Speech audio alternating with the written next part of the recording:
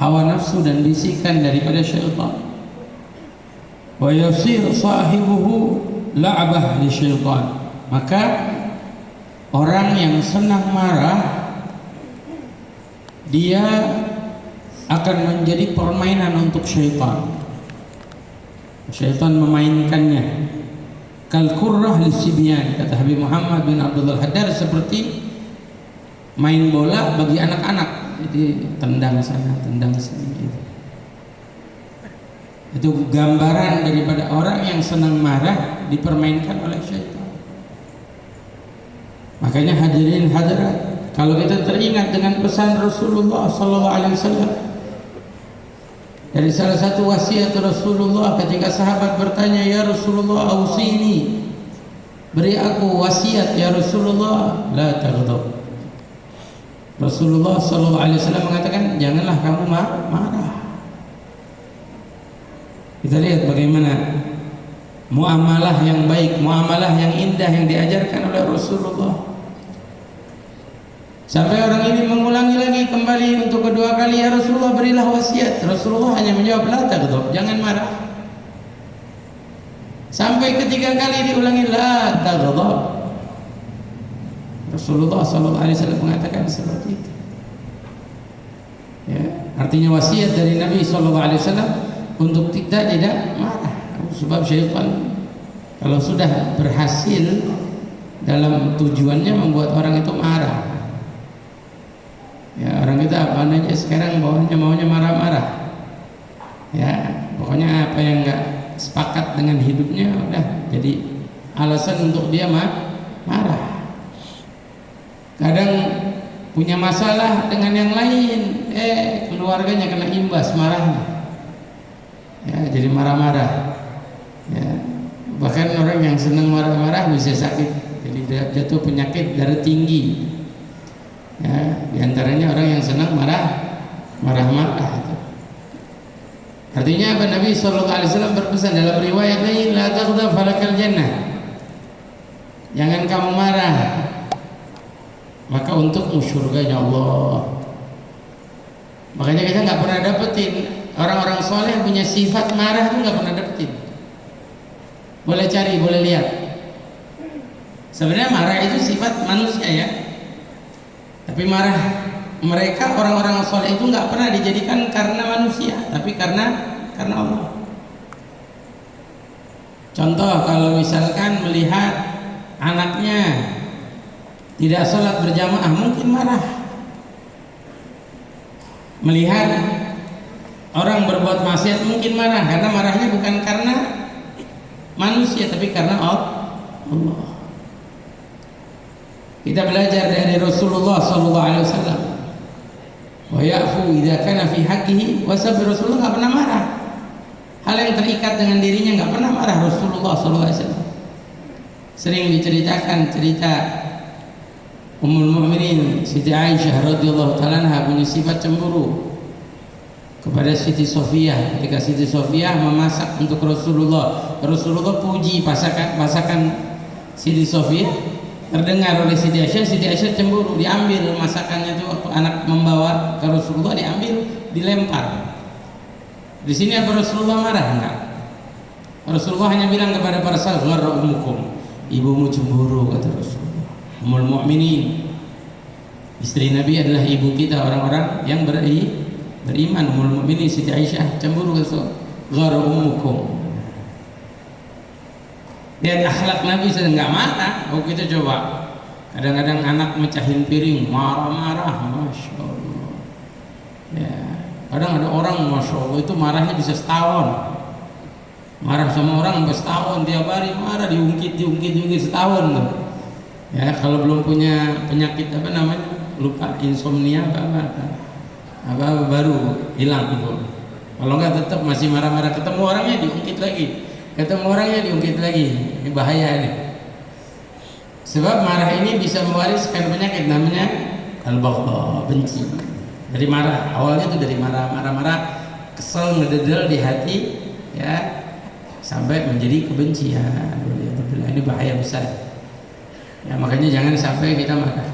Rasulullah pernah marah ketika Siti Aisyah ummul mukminin mengucapkan kata-kata yang tidak layak tentang Siti Sofia, baru Rasulullah marah. Sampai Rasulullah mengatakan itu kata-kata ya kalau dilempar ke tengah laut bisa jadi tsunami, bisa jadi goncangan. Marah karena siapa? Bukan karena dirinya, tapi marah karena Allah. Jadi sering kita diingatkan di majelis ini, kita ini perlu mengendalikan marah kita. Kendalikan marah kita. Bagaimana cara mengendalikan marah kita? Janganlah kita marah kecuali karena Allah. Kalau urusan-urusan yang berkaitan tentang agama, syariat, marah silakan. Contoh, kita punya anak gak sholat, marah. Kita punya anak mecahin gelas baru kita marah, jangan. Itu hal duniawi. Tapi kalau untuk urusan ibadah, ketaatan yang menjadi tanggung jawab, karena marahnya kita bukan karena anak tersebut, tapi karena Allah Ta'ala, supaya anak kita taat ibadah pada Allah, supaya anak kita menjadi anak yang soleh-solehah. Inilah yang disebut marah karena Allah. Ya, marah karena Allah Subhanahu wa Ta'ala. Sampai disebutkan Habib Muhammad bin Abdul Wahhab, waqad yukfar wa huwa la yash'ur. Waqad yakfur wa huwa la yash'ur. Terkadang ada orang yang karena dia tersulut emosi, dia marah-marah, bisa menjadikannya keluar dari Islam dan dia tidak merasa. Orang tuh kalau udah terbawa oleh emosi, syaitan bisikin dia, didesak oleh syaitan. Sampai kadang-kadang ada keluar kata-kata yang menjadikan dia bisa keluar dari Islam. Waliyadzubillah. Makanya hati-hati. Apa yang perlu kita waspada? Yang pertama, kita pribadi jangan berusaha jangan pernah membuat orang emosi, membuat orang marah. Kedua, untuk kita juga jangan kita marah sama orang. Ya, banyak orang berbuat kesalahan yang nggak kita sepakati, yang tidak kita sukai, tidak kita senangi, itu akan menyulut emosi kita. Maka kita harus meredamnya, jangan sampai kita mengungkapkannya. Berapa banyak hadirin hadirat karena kemarahan merusak kehidupan. Berapa banyak orang yang berumah tangga karena kemarahan hancur rumah tangganya. Suami sama istri berantem karena kemarahan, hancur. Tidak sedikit suami yang gampang mengucapkan kata cerai karena marah. Dan jangan katakan karena marah itu tidak jatuh cerai. Jangankan karena marah, karena bercanda saja kalau ada orang mengucapkan kata cerai, jatuh cerai. Ada orang bilang, nggak apa-apa kalau marah mah, kalau lagi marah nggak apa-apa. Jangan lagi marah, bercanda jatuh. Salah satu dari 3 hal yang tidak boleh dibawa bercanda. Artinya bercandanya nyata, jatuh. Pertama, memerdekakan budak. Kedua, menikahkan anak. Yang ketiga, mengucapkan kata cerai. 3 ini, bercandanya jatuh. Bercandanya hak. Jadi kita nggak boleh bercanda. Apalagi dalam kesulut emosi, marah, jangan. Kita belajar nih suami, menahan diri, jangan sampai gampang. Makanya Allah kasih ikatan perceraian itu di tangan suami, karena suami bisa mengendalinya. Kalau perempuan kadang-kadang nggak bisa dah. Mungkin sehari 10 kali ngomong cerai. Kalau udah kesel sama suaminya 10 kali. Perempuan kan beda sendiri, moodnya beda sendiri. Kadang kalau lagi baik-baik dah, masya Allah. Kalau lagi ngambek, nggak tahu, nggak ada alasan, nggak ada apa, udah ngambek aja. Berubah, ya berubah haluan, ya. Jadi jangan sampai kita gampang mengucap kata cenderung marah, emosi, jangan sampai. Ya, jangan sampai akhirnya jadi kehancuran. Dan sebagian jatuh dalam kekufuran, waliyadzubillah. Ini yang bahaya. Seperti apa? Misalkan dengan marahnya dia terus melakukan hal-hal yang menjadikan sebab kufur, waliyadzubillah. Mudah-mudahan Allah menyelamatkan kita dari kufuran. Amin ya rabbal. Kemudian apa obatnya? Obatnya apa nih? Kalau kita sering tersulut emosi nih, ya kadang ada orang modelannya temperamen. Mungkin karena pengaruh makanan. Saya makan kambing mulu, jadi marah mulu. Enggak anu juga sih ya. Ya ada orang banyak tiap hari makan kambing nggak marah-marah. Ya, sugesti kali ya apa. Tapi apa obatnya nih kalau kita sering mungkin tersulut emosi nih, greget nih, mau marah, maka apa? Wadawa'uhu sukun, obatnya itu diam udah.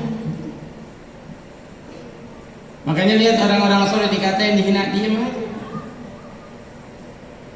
Kemudian apa lagi obatnya? Wal julus, duduk. Makanya para ulama mengajarkan kalau kita marah lagi berdiri duduk. Lagi kesel nih, berdiri ente lagi marah-marah, duduk. Duduk lagi marah-marah, rebah dah. Tidurin. Biar enggak tersulut emosi bahaya loh. Orang kalau udah tersulut emosi makin meluap-luap, membara. Kadang ada orang kan mendem dia. Diam, malah dipendem sama dia. Diamnya kita jangan mendem, diam udah. Maaf. Jangan dipendem, karena kalau dipendem juga lambat laun bakal terungkapkan, bakal keluar, bakal pecah. Kalau bahasanya bisul makin besar makin pecah. Kemudian berwudu. Ini obatnya nih. Kalau kita suka tersulut emosi, wudu, ambil air wudu, kama fil hadis. Sebagaimana diriwayatkan dalam hadis marwah Imam Muslim, anhu sallallahu alaihi wasallam. Rasulullah sallallahu alaihi wasallam bersabda, innal ghadab minasyaitan. Sesungguhnya marah itu dari syaitan. Seseorang itu dibuat marah, bisikan syaitan. Syaitan bisikin. Kita akhirnya jadi asal, jadi emosi. Emang kita nggak ngerasain syaitan bisikin kita, terbawa, cepet. Hubungannya syaitan cepet. Kita melihat sesuatu atau ada di hadapan kita orang melakukan sesuatu yang kita nggak suka yang buat kita marah, cepet tuh syaitan. Tanpa kita sadari. Nah kita tersulut emosi aja, marah aja, greget aja. Makanya bagaimana? Disebut oleh Nabi, innal ghadab minasyaitan. Ketahuilah bahwa sesungguhnya kemarahan itu dari syaitan. Ini Nabi Muhammad yang bilang. Kalau ada orang yang membuat kita emosi, ya manusia. Dibuat marah manusia. Tapi marahnya perlu kita kendalikan. Kita lihat marahnya karena Allah apa bukan. Nah, kemarahan dari siapa? Dari wa inna syaitan khuliqa minan nar. Diciptakan dari api. Wa inna ma tudfin nar bil ma'. Dan sesungguhnya api itu dimatikannya dengan air. Fa idza ghadaba ahadukum falyatawadda. Maka apabila seseorang di antara kalian yang tersulut emosi marah, maka berwudulah. Kata Nabi, marah dari syaitan, syaitan dari api.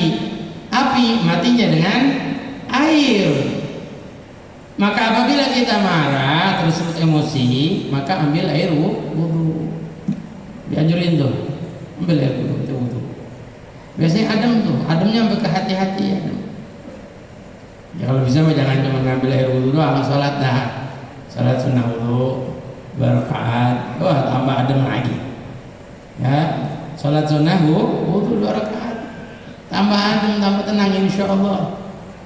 Ya. Artinya gini hadirin hadirat, kita punya masalah yang menyulut emosi kita, seberat apapun masalah, pasti akan lewat. Pasti akan lewat. Ada waktunya.